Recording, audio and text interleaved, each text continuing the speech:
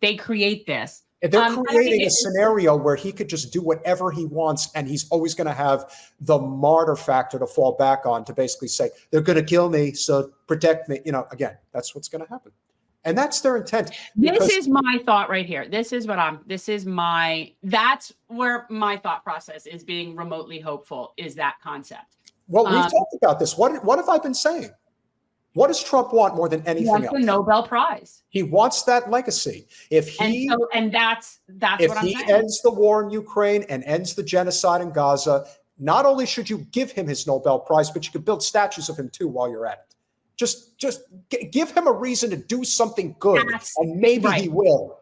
Right. Like it's like he could be lured into that direction, because I don't think he has a war hawk mentality. I don't think he has a particular ethos, like what Dr. West was saying. He doesn't have anything like that, which means he can be moved. I don't know. I think that, and Trump is ridiculous.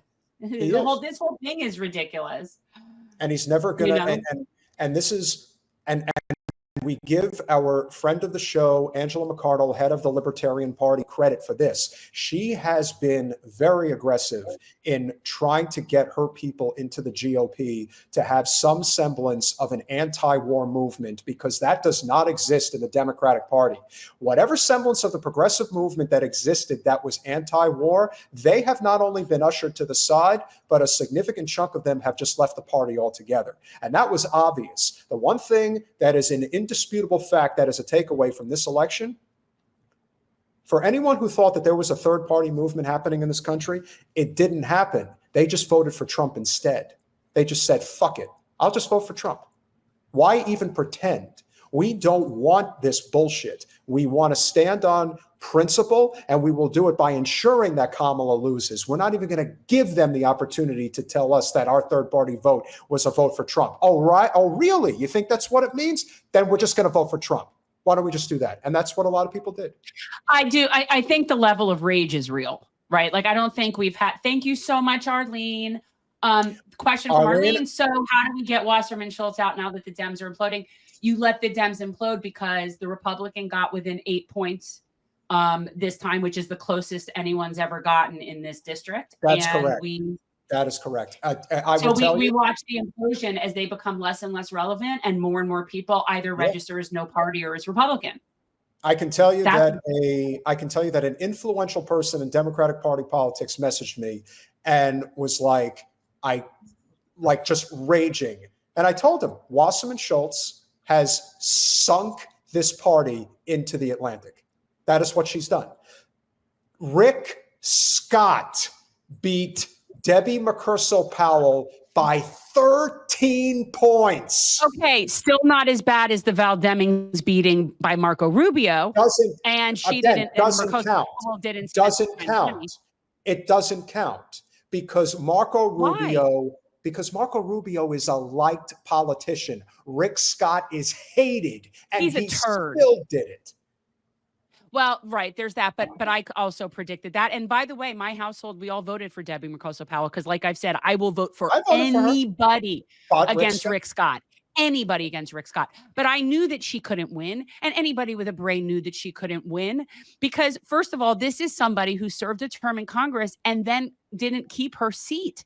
She was unable to hold on to her congressional seat in Miami. If you can't hold on to a congressional district, what makes you think you can win a statewide race? The big problem, I thought that was silly from the beginning. The big problem with Wasserman Schultz is a few things in this district. Number one, she is a commodity that is rarely seen in politics. She has been here for literally a generation. She's been here for 32 years. She has been in Congress for over 2 decades, and she rules with an iron fist. She threatens people. She threatens their livelihoods. And these are she blackmails them. She blackmails people.